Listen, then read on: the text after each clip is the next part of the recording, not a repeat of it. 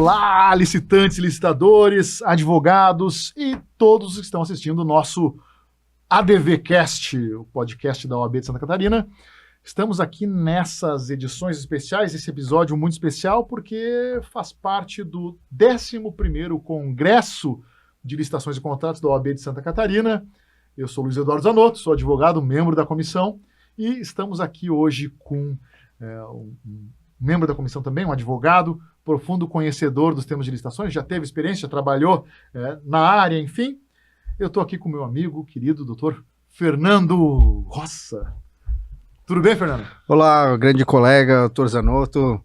Muito obrigado pelo convite. É uma honra estar aqui presente no podcast da OAB para a gente falar daquilo que a gente trabalha, né, e vive, que é a questão da licitação.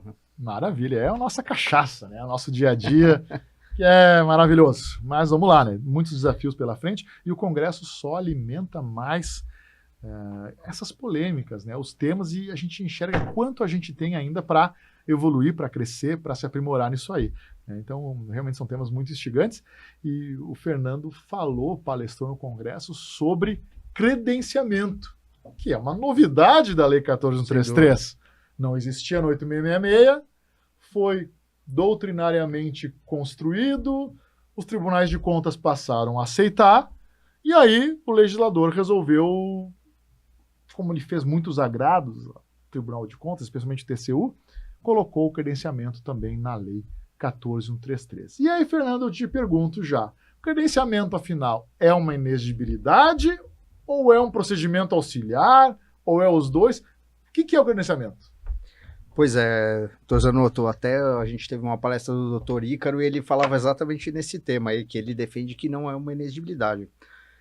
Pois é, mas antes a interpretação lá na lei, né, que nem existia, mas da época da Lei 8666, a interpretação foi uma interpretação jurisprudencial aí dos tribunais de contas, que entenderam, né, se a gente faz a contratação de todos aqueles profissionais que podem prestar aquele serviço, seria uma forma de inexigibilidade também, porque ela não é exigível porque todos podem prestar o serviço. Se tu não tem competição, não tem licitação, seria essa a lógica. Sim, não tem competição, existem vários profissionais que podem prestar aquele serviço.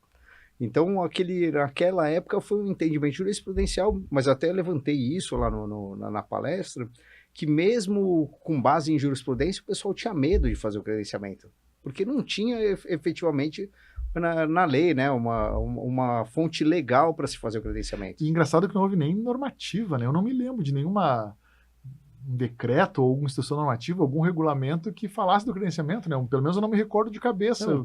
Desconheço se de fato houve, mas me parece que era muito isso. Era uma interpretação do caput do 25 da 8666, Sim, com muita doutrina, robustecendo essa prática, né? Sem dúvida, eu até nas entidades que eu trabalhava, a gente nunca tinha feito.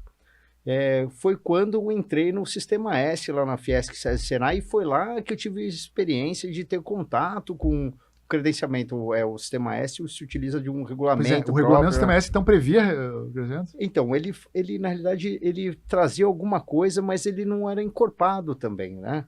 Ele previa a possibilidade de credenciamento, mas o grande diferencial é que o regulamento são cheios de lacunas. Então, isso traz várias vantagens a princípio, porque você pode trabalhar dentro da lacuna. Enquanto que na administração pública... Então, mas na administração pública você só pode fazer aquilo que está previsto em lei, né?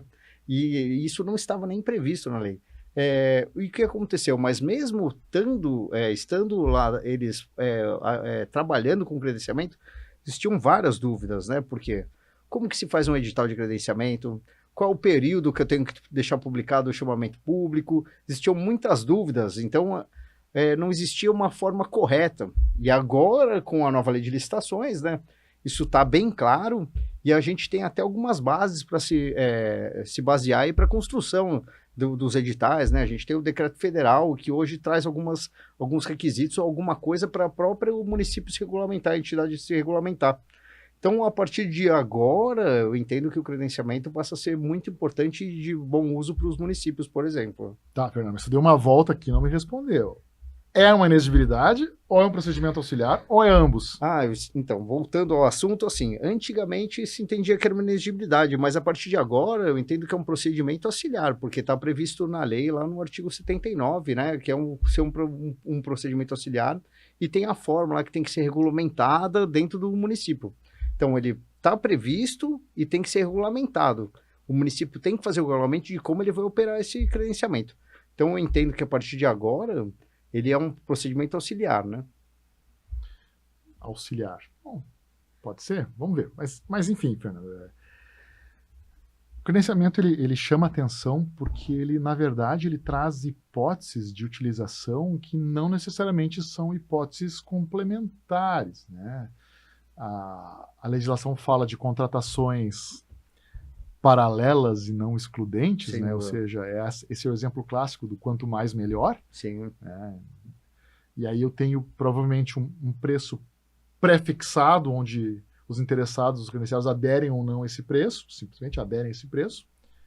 Tem a hipótese da contratação por critério de terceiros. Sim, serviço a critério de terceiros. O usuário, o beneficiário e também os credenciados, eles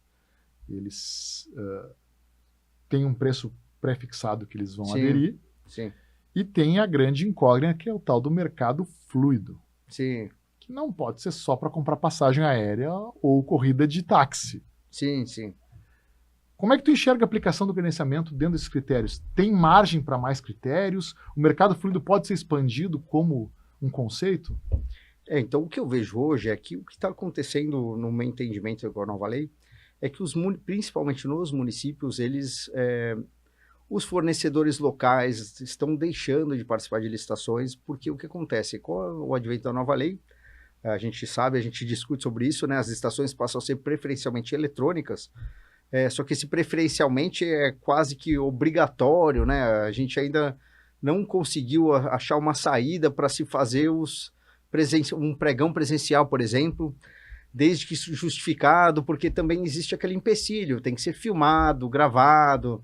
Então, assim, para se evitar maiores problemas, os gestores públicos estão evitando de fazer licitações presenciais. Apesar daquela nossa discussão, né, que a lei é clara, está preferencial, ou seja, não é obrigatório. Bom, mas com isso que está acontecendo, vários dos fornecedores locais, dos municípios que participavam do pregão presencial, do convite, agora não estão mais participando. Então, está ocorrendo um grande ato aí nos municípios, né? A prefeitura quer contratar um fornecedor local, o fornecedor local não tem mais a prática, não sabe, não conhece como participar do pregão eletrônico e efetivamente ganhar, apesar de ter algumas facilitações como o desempate, né? A questão da compra majorada, tem algumas coisas que o favoreceriam, e eles também deixaram até de apresentar orçamentos ou valores para uma possível pesquisa de preço. Então, o que acontece é que eu acredito que o credenciamento é uma possibilidade, não para tudo, né? Mas para serviços em geral. E para alguns tipos de aquisições, lembrando que aqui no Estado, né, o Tribunal de Contas não vê bem, com bons olhos, essa questão das aquisições via credenciamento. Mas eu acho que o credenciamento pode voltar a fomentar essa relação da prefeitura e fornecedor local. Com base em prestação de serviço, pequenas contratações, por exemplo, pedreiro, pintor, alguns prestadores de serviços. Eu acredito que a partir do credenciamento a gente pode desenvolver um relacionamento melhor entre prefeitura e fornecedor local para a gente atingir esses objetivos. Tá? Se o Fernando comentar essa questão das pequenas tarefas pelo fornecedor local, isso aí em tese não está englobado na plataforma Contrata Mais Brasil, que na verdade não tentou fazer isso, um credenciamento permanente de pequenos prestadores de serviço para essas tarefas. Não seria a materialização do credenciamento, seria isso, a plataforma Mais Brasil? Até onde eu entendo, a plataforma Mais Brasil ela foi uma interpretação do governo federal para os órgãos do governo federal. Tanto é que a maioria das órgãos, das entidades prefeituras e outras entidades menores, como autarquias, não estão se utilizando do Contratar Mais Brasil, eu né? vejo que ele não teve uma adesão assim tão entusiasta como em outros tempos teria. Não Pois sei. é, foi uma interpretação, né? Não foi nenhum credenciamento, né? É uma compra por pronto pagamento, né? Dentro daquele valor do pronto pagamento, eu poderia contratar. Mas foi a ideia seria de credenciamento, não seria? Mais ou menos o princípio, ou pelo menos a intenção. Poderia, mas não foi, Mas né? não foi. Não foi. Foi por pronto pagamento, mas eu entendo que o credenciamento poderia ser utilizado nesses casos também, né? Mas, bom, vejamos, né? Voltando um pouco no assunto, eu entendo que o credenciamento é bom para a gente desenvolver essa questão do fornecedor local, criar essa parceria entre prefeitura e fornecedor local. Eu acho que ali a gente começa a ter um diálogo novamente entre as partes. E como você falou aí, né? A gente tem aquelas questões das paralelas e não excludentes, né? Que é justamente a forma de você ou contratar todos de uma vez, ou você prever no seu edital que forma você vai fazer a seleção. Existe a possibilidade de se fazer por sorteio, né? Eu entendo que é a mais isonômica e seria por sorteio, mas eu também entendo que pode ser por ordem de credenciamento, lembrando que houve uma posição do Tribunal de Contas do Paraná que suspendeu uma licitação por essa questão de que quem se credencia primeiro seria o primeiro prestador de serviço. Eu entendo que perde um pouco da isonomia, mas no meu entendimento até poderia ser, tá? A gente chegou numa situação bem interessante, né, Fernando, que é como é que eu escolho o credenciado? Que no fundo é isso. A discussão é, ok, se eu tenho infinitos fornecedores, como eu escolho, eu enquanto administração, como eu escolho o credenciado para ser utilizado naquele momento? O sorteio não seria também um modo injusto de escolha? Eu queria que tu comentasse um pouco mais como é que isso é positivado nos editais de credenciamento, nos chamamentos públicos. Então, esse para mim é o maior dos problemas, é a questão da gestão, porque a questão do chamamento público e do credenciamento em si, as plataformas eletrônicas possuem lá uma funcionalidade para isso. O maior problema que eu estou vendo aí nos municípios é justamente a gestão disso. Como que se faz a gestão dos credenciados? Existem poucos softwares ou quase nenhum ainda, então muitas vezes a gestão é por planilha, de forma manual. Então eu acho que a gente vai partir para um segundo passo aí, que devem surgir aí novos softwares, novas plataformas, justamente para ajudar os municípios a fazer essa gestão de forma isonômica. Até para eles não se complicarem, né? Vamos pensar nas 3 hipóteses, então, da lei de credenciamento ali. A primeira hipótese que é contratação paralela não excludente. Nesse caso, o critério de distribuição de demanda seria sorteio. Sorteio, ou se o contrato... E aí quem ganhou o sorteio vai pro final da fila, é isso? Eu entendo dessa forma. Para ser a forma mais isonômica, né? Uhum. O segundo critério, que seria a seleção a critério de terceiros. Bom, aí é o terceiro que escolhe na administração. Sem dúvida, mas... Até a administração poderia induzir? Não, então, mas, por exemplo, teve o caso aqui que eu até levei lá na palestra, que é o caso aqui do Detran de Santa Catarina. Conta para nós, hein? Então, o que aconteceu foi que eles fizeram a contratação de clínicas para o exame médico para você ser habilitado ou ter a revalidação aí. Da CNH? E o que aconteceu que, se eu não me engano, a associação, né, o CRM, entrou com uma ação judicial falando que tinha algum tipo de favorecimento. E o que aconteceu é que o judiciário decidiu por não seguir essa forma de escolha pelo... Mas era critério de terceiros? Era critério de terceiros. Porque qual que é a justificativa? É que justamente eu... Disponibilizo. A legislação foi prevista não prevendo a questão do órgão público, ela previu a forma que mais facilitasse a vida do terceiro, do usuário, do cidadão. Né? Então, eu escolheria aquele fornecedor, aquele médico, ou aquele fisioterapeuta que estivesse próximo da minha residência ou do meu trabalho. E nesse caso aí do Detran, o que aconteceu foi que o judiciário decidiu que tem que ser por sorteio. Então, o que aconteceu? Eu só descobri isso justamente que eu tive que validar a minha carteira de O motorista. judiciário decidiu que teria que ser o critério por sorteio, ou seja, o judiciário não pode discutir questões discricionárias, mas nesse caso disse qual era o critério que a administração tinha que escolher. Eu entendo que o apelante lá, né, a parte lá, né, se eu não me engano, Detran, foi o no conselho, né, Ah, não, quem fez provocou. o pedido, né, e o judiciário aceitou aquele pedido, né. Mas efetivamente o que aconteceu foi que, por exemplo, eu poderia ter escolhido alguma coisa próxima à minha residência dentro da ilha e eu tive que fazer o exame médico no continente, por exemplo. Deu o azar de cair num local Pois bem é. distante. O critério aí vai ser mais isonômico para os prestadores de serviços, mas não era essa a intenção do legislador, Foge da né? finalidade da lei, A intenção do legislador era que facilitasse a vida do usuário, né? E a questão lá do terceiro item lá dos mercados fluidos, esse, assim, é muito recente, ainda a gente está aprendendo aí, mas eu entendo que nesse caso específico a gente vai precisar de software, de um programa de gestão também. Se a gente partir do pressuposto que o critério do mercado fluido surgiu para compra de passagem aérea, na verdade eu estou com isso chancelando a ideia ou o conceito de um sistema de cotação instantânea. Sim, sim.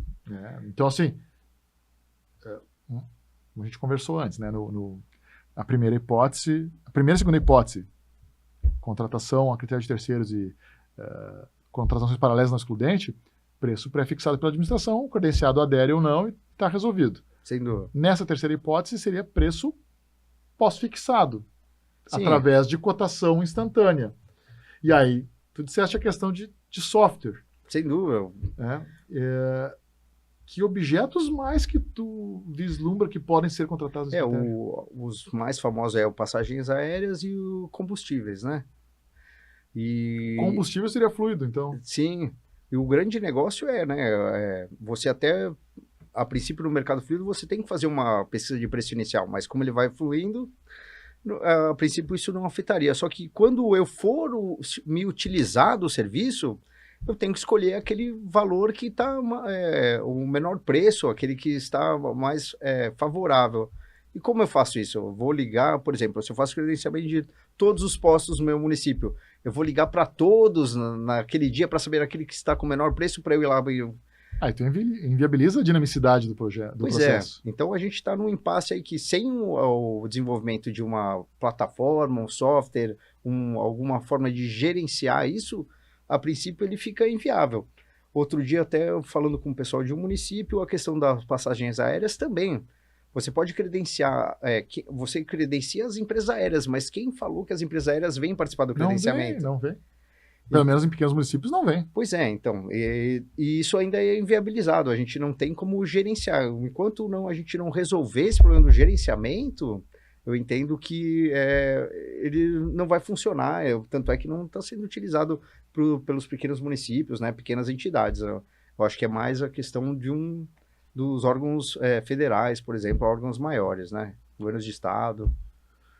A questão do mercado fluido, a cotação instantânea, eu não posso deixar de comentar que é o assunto da semana, a aprovação pelo Congresso Nacional do projeto de lei 2133 de 2023, que altera a lei de licitações, a lei 14133, altera em vários artigos, mas vamos nos focar no tema da nossa conversa, que ele cria mais um item de credenciamento, que seria justamente o sistema de compras instantâneas.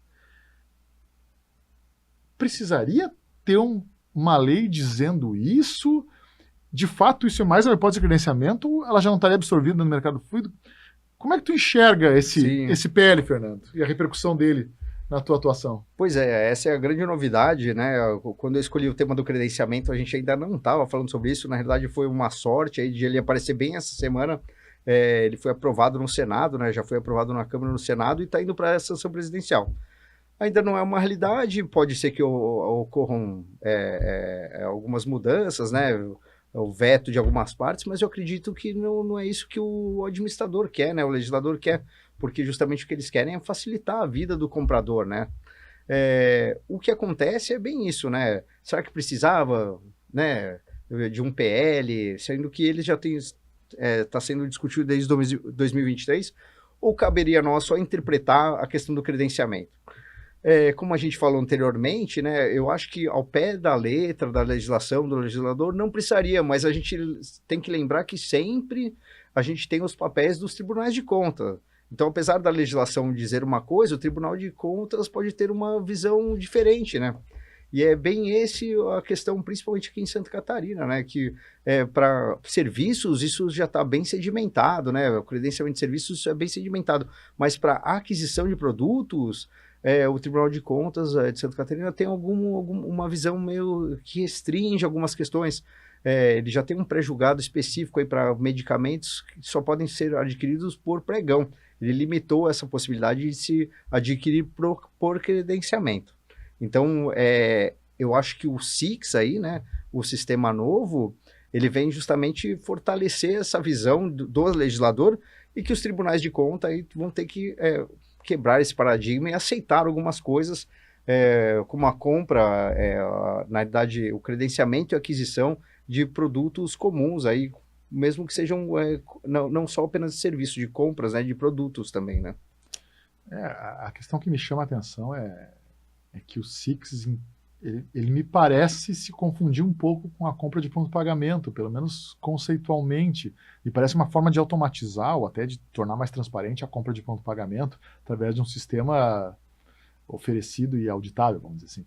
Um marketplace, né? Mas só que, Fernando, o conceito de marketplace, para mim, ele é mais amplo, porque não é só para pequenas compras, não é só para objetos comuns, na verdade, uma cotação instantânea, onde eu tenho fornecedores pré-credenciados, onde eu tenho fornecedores já pré-qualificados, onde eu tenho bens padronizados, e com isso eu consigo disparar cotações instantâneas, e aí imagino, no âmbito Brasil, todo mundo utilizando, onde daqui a pouco eu sou fornecedor aqui da região sul, acho, tem aqui uma demanda de município próximo, essa aqui eu vou cotar. Pô, agora esse aqui é um município lá do centro-oeste. Não, já não tenho tanto acesso, não vou cotar.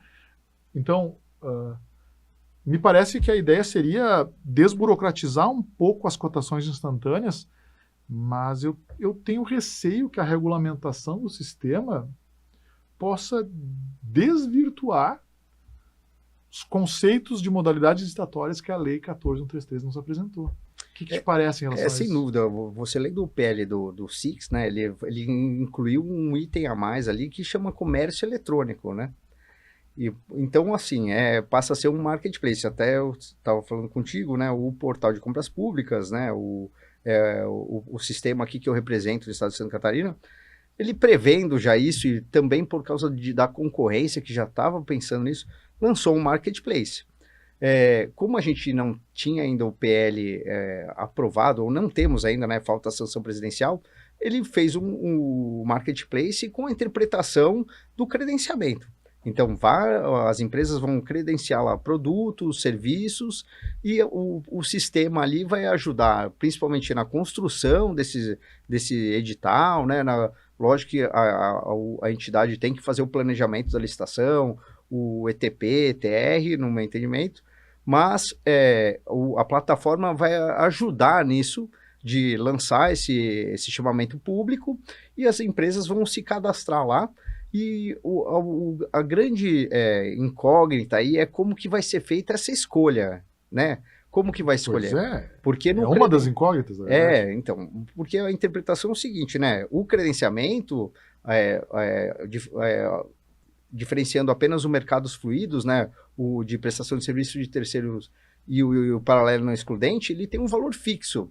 Então, o sistema vai escolher uma dessas empresas, porque aquele valor está fixo, ou ele vai poder dar oportunidade de dar um preço menor, né? Aqueles que atendem poder dar um preço menor. Isso ainda não está muito claro. Se a gente interpretar o credenciamento ao pé da letra, a princípio deveria ser um preço fixo, mas isso também não é vantajoso, não né? Não, é que justamente, depende, ao meu ver, parece que a regulamentação é que vai ser a chave para a gente enxergar se o SIX vai ser algo travado ou não. Sim. Mas, Fernando, já que tu comentaste do portal de compras públicas, onde tu atuas, e que teve essa missão de fomentar, sim, as compras eletrônicas no país como um todo, no âmbito municipal especialmente, eu digo não só o portal de compras públicas, mas as demais plataformas também, que certamente, se fosse só depender do Comprasgov, haveria muito mais resistência dos municípios realizarem licitações eletrônicas. Enfim, por N motivos. Mas os portais privados tiveram esse papel de democratizar o acesso às compras eletrônicas. Aproveitando esse teu conhecimento de causa e que tu acompanha toda a dificuldade da implantação, me chamou a atenção no PL 2133 a alteração do artigo 175 da Lei 14.133, onde prevê que também haverá uma regulamentação federal para os portais privados. Sim. Como é que vocês enxergaram essa mudança legislativa? Isso preocupa, não preocupa? Não é tudo isso? Qual é a tua posição? Então, na realidade, você lendo o PL, ele vê que ele vai também possibilitar a questão do SIX dentro dos portais ali eletrônicos privados, né? Mas o portal de compras públicas e as outras ferramentas já prevendo, né, que isso poderia acontecer do Tribunal de Contas da União, inclusive, começar a fiscalizar isso, né? Que bom, né? Tomara que fiscalize, é o que a gente quer. Sem dúvida, né? Tanto é que a partir desse mês passado aí, o PNCP está cobrando aí de todos os entes que se utilizam do portal um documento ali, dando um aceite para que ele utilize aquele portal e que pode ser publicado no PNCP. Então já tem um controle que está acontecendo. E o que o portal fez, os portais fizeram, é que eles fundaram uma associação, né, de portais eletrônicos, justamente para se organizar. Para se organizar. Sim, foi nesse ano, né? E a ideia é eles se organizarem até para eles também protegerem os interesses deles. Mas como existem vários portais, né? Existem 5, 6 maiores, mas se você for ver, tem mais de 1.000, né? Tem prefeituras que têm exclusivamente o dela, né? Então, tem várias plataformas, né? Então, existe essa dúvida, existe esse medo dos tribunais de contas de que ocorra alguma coisa de errada por trás das plataformas, né? A gente não tem uma fiscalização, então o Tribunal de Contas da União está começando a fazer uma fiscalização, ele está interessado em verificar se efetivamente existe alguma forma de você movimentar a questão da licitação por trás, de forma errônea, aí, até malfadada, né, de forma corrupta. Aí, né? Então, os próprios portais estão fazendo associação justamente para demonstrar que isso não acontece. Tá? Com certeza, todas aquelas regras de compliance, né, que a gente entende, de autorregulamentação, né, até mesmo daqui a pouco código de ética, alguma coisa assim, né? Sem dúvida. Eu acho que isso se partir dos portais privados, certamente é um movimento muito interessante e muito esperado, né, que robustece e reafirma o compromisso nesses portais e, ao mesmo tempo, vamos lá, né, ajuda a fugir dos picaretas, né, sem dúvida. Daqueles que não estão preparados para atender essa missão tão nobre que é capitanear licitações. Mas eu entendo que, por exemplo, obrigar os municípios ou as entidades licitantes a se utilizar apenas do Comprasgov, ou até ouviu recentemente lá no Rio Grande do Sul de se tentar se limitar às compras apenas pelo portal do Banrisul. Imagina, isso seria um empecilho gigantesco para os municípios, porque ele perde o seu poder de administrador lá de escolher o que é melhor para ele, né? O grande problema desses portais públicos, vamos dizer assim, é que eles efetivamente, é difícil de você, quando tem um problema, de você conseguir resolver, de você conseguir adequar. O suporte acaba sendo mais limitado. O suporte, você não consegue, hoje a nova lei de licitações, ela deu o poder do município regulamentar aquilo que for melhor para ela. Como que um portal Comprasgov vai transformar ou customizar, né, o portal da melhor maneira para aquele município que inclui o seu regulamento daquela forma? É praticamente impossível, né? Sim, pega um município aí de 5.000 habitantes que regulamentou de uma forma vanguarda a lei. Sim. E pede para o Comprasgov adaptar. Realmente, não se tem demanda e não se imagina que o governo federal tenha capacidade no sentido de ter equipe técnica disponível para esse tipo de capricho, vamos dizer assim, né? Sem de dúvida. Customização. Mas já que a gente está falando de portal e o tema ficou interessante, como os portais hoje eles são contratados em geral? É por inexigibilidade? Tu já viu licitação de portal? Sim. Então, o entendimento era, pelo menos dentro do portal, era por dispensa ou inexigibilidade. Quem decide é a entidade pública, a entidade contratante, a melhor forma.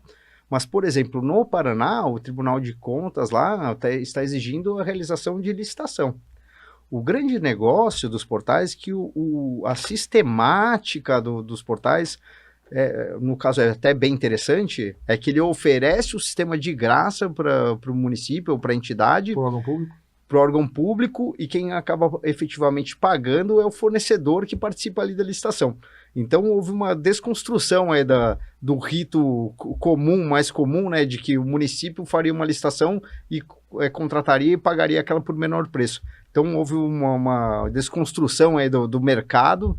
Então, uma licitação, como que você faria? A licitação se nem é gratuito para a entidade, né? Fazendo um fecho, caberia credenciamento para portais eletrônicos?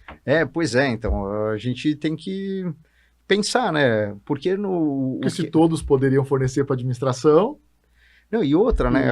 Não tem como criar um critério de julgamento, pois porque em tese não tem custo. Como é que seria o critério? A gente sabe, claro, o critério não é só preço, evidente. Sim. O critério às vezes é retorno econômico, às vezes é disponibilidade, enfim, mas de fato, eu não vejo problema de órgãos públicos serem mais de uma plataforma de compras. Exatamente, isso. Até porque eu vislumbro que a tendência é que as plataformas de compras eletrônicas elas sejam cada vez mais nichadas. Então, tu vai ter uma plataforma de compras voltada para saúde, por exemplo. Sim. Voltada para educação, voltada para obras. E essa especialização vai acabar te obrigando a trabalhar com um sistema multiplataformas, claro, totalmente integráveis, né, com o PNCP, os sistemas de gestão. Sim, sim. Mas eu não imagino algo diferente disso, da especialização dos próprios portais de contratações. Pois é, até a gente está falando nisso, essa questão do SIX, né, e dos marketplaces que eles vão trazer. O que vai acabar acontecendo? Aquelas compras mais comuns, se tudo der certo e ocorrer a sanção presidencial, aquelas contratações mais simples, de bens e serviços comuns vão acabar sendo contratados pelo marketplace. Sem limite de valor? Entendo que sim, né? Eu acho que teremos um grande tabu para enfrentar. Então, vai, assim, do mercado de licitações, da área de licitações como conhece hoje, é uma quebra de paradigma muito gigante aí, né? Mas a intenção é que se facilitar para esses bens e serviços comuns, isso o que acontece, as entidades vão ganhar tempo para trabalhar naquelas efetivamente mais difíceis, obras, serviço de engenharia, algum serviço de saúde mais complexo, algum equipamento mais complexo, alguma contratação mais complexa, e aqueles mais simples, a princípio, trariam assim, a solução.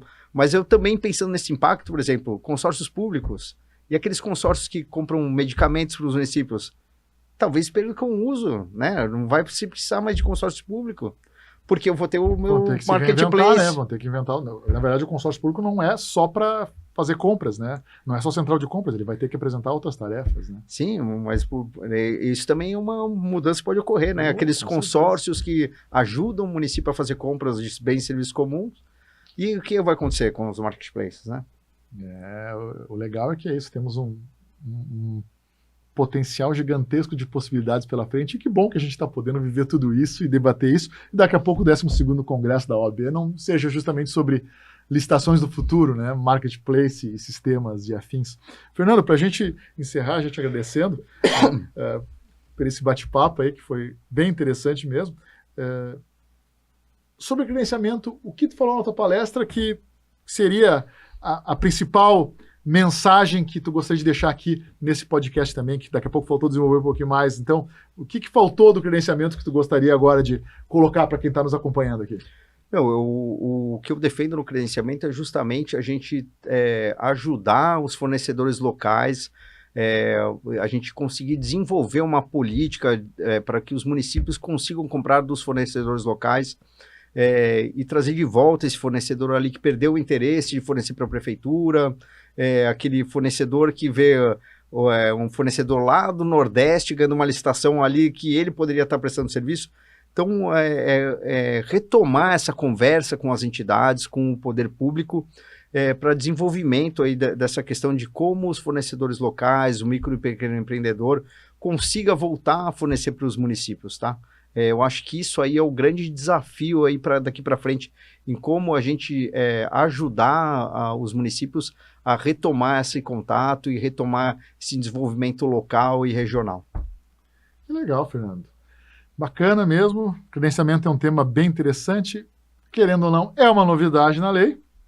E se vocês que nos acompanharam até aqui gostaram do conteúdo, gostaram do podcast, não se esqueçam de curtir, compartilhar, se a mensagem foi interessante. Comentem aqui, vocês usam credenciamento? Qual das 3 hipóteses? O SIX realmente vai ser uma revolução nas contratações públicas? E acompanhem, se inscrevam no canal daqui da OAB de Santa Catarina. Obrigado, Fernando, pela tua participação. Muito obrigado, doutor Zanotto. Muito bacana a nossa conversa aqui e até a próxima. Valeu. Pessoal, obrigado. Até a próxima com mais um ADVcast.